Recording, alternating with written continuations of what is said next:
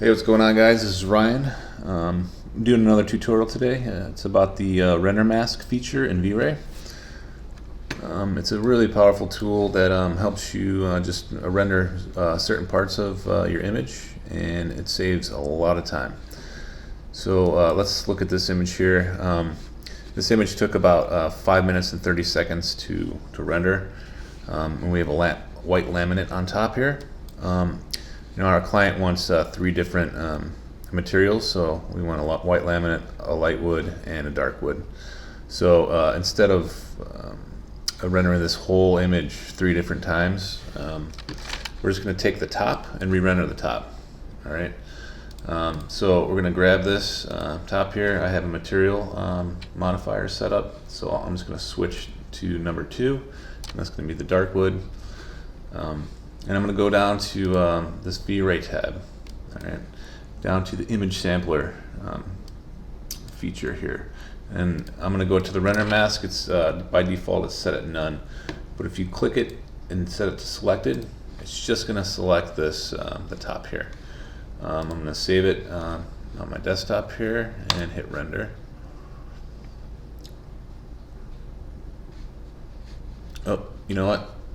Before I do that, this is kind of one of the bugs of the feature, is we have to, in order to separate this completely, we have to click this red button here in the frame buffer. It's going to clear all the data. As you can see on the previous image, I have this whole alpha here, and I have all these channels set up. We have to clear that out altogether. Just hit yes. Okay, so everything's black now. Let's hit render,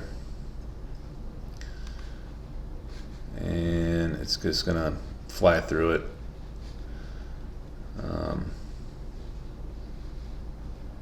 Like I say, that last image was about 5 minutes and 30 seconds, and then we have to bring it into Photoshop to do post. We have to get rid of the background. We have to put levels and adjustments on the legs, on the plastic, all those parts. So this way we can kind of just plop this the top in there and not have to do post 3 different times. So okay, it's writing the output now. Okay, so it took a total of 50 seconds compared to 5 minutes and 30 seconds, and it's going to save time on our post-production. So what we're going to do is, let's close these guys out. We're going to open up our render we just rendered, and we're just going to grab the RGB and the alpha. Okay, that's all we need. I'm going to take this RGB, I'm going to cut it, and then I'm going to go to I have this set up, everything's kind of broke up within the surface, legs, and the black plastic here. I'm just going to turn this surface off here. I'm going to paste that on the top there. I'm going to grab my alpha, I'm going to create a mask, and then paste that mask in there. Whoops.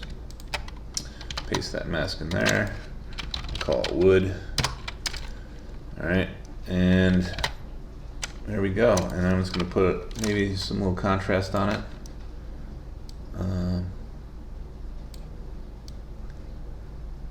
Yeah, okay. So you see how easy and efficient it is. Instead of having to set this thing up, put the mask on the leg, on the plastic, and the top, and then redo everything. So this way it's super consistent. All we do is plop that in there, and then yeah, we're done. So you can see the difference. Here's the white, here's the dark, and we just got one more to do, and that's going to take another minute. So and that's it for now. Let me know if you have any questions or issues, and we'll see you next time.